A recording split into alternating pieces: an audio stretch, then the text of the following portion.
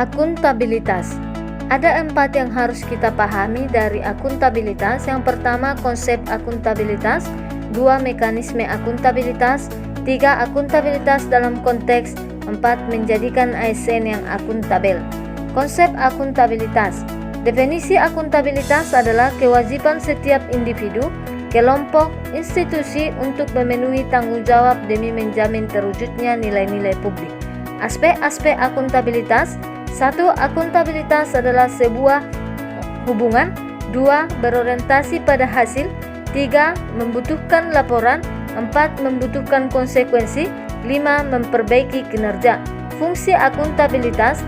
1. Peran demokratis. 2. Peran konstitusional. 3. Peran belajar. Tingkatan akuntabilitas: personal, individu, kelompok, organisasi, dan stakeholder. Mekanisme akuntabilitas. Dimensi akuntabilitas: 1. Akuntabilitas kejujuran dan hukum. 2. Akuntabilitas proses. 3. Akuntabilitas program. 4. Akuntabilitas kebijakan. Mekanisme akuntabilitas birokrasi Indonesia: 1. Perencanaan strategi. 2. Kontrak kinerja. 3. Laporan kinerja. Menciptakan lingkungan kerja yang akuntabel. Yang pertama, kepemimpinan. 2. Integritas. 3. Keadilan. 4. Transparansi. 5. Tanggung jawab. 6. Kepercayaan. 7. Keseimbangan. 8. Kejelasan. 9. Komitmen. Memahami framework akuntabilitas. 1. Tentukan tujuan dan tanggung jawab. 2. Rencanakan apa yang akan dilakukan untuk mencapai tujuan. 3. Lakukan implementasi monitoring kemajuan. 4. Berikan laporan secara lengkap. 5. Berikan evaluasi dan masukan pribadi.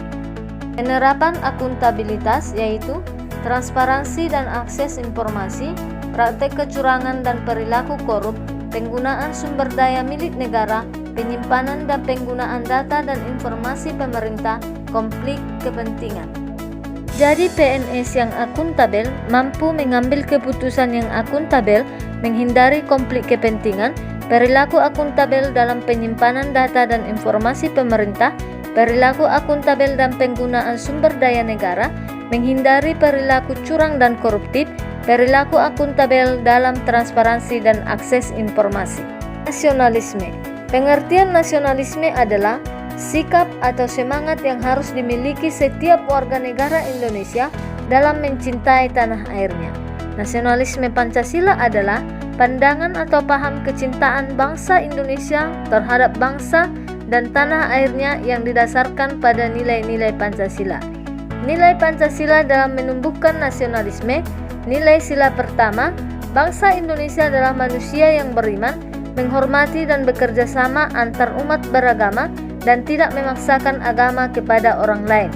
Nilai sila kedua, pengakuan persamaan derajat, persamaan hak dan kewajiban antara sesama manusia, yaitu dengan dilakukannya saling mencintai sesama manusia, saling menghargai, dan tidak semena-mena terhadap orang lain. Nilai sila ketiga, semangat gotong royong.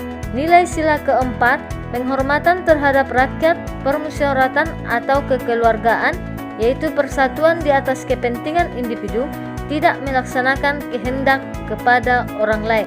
Yang kelima yaitu mengembangkan perbuatan-perbuatan luhur yang menanamkan sikap kekeluargaan dan kegotong royongan, menjaga keseimbangan antara hak dan kewajiban, menghormati hak-hak orang lain, dan tidak melakukan kepentingan yang dapat merugikan orang lain.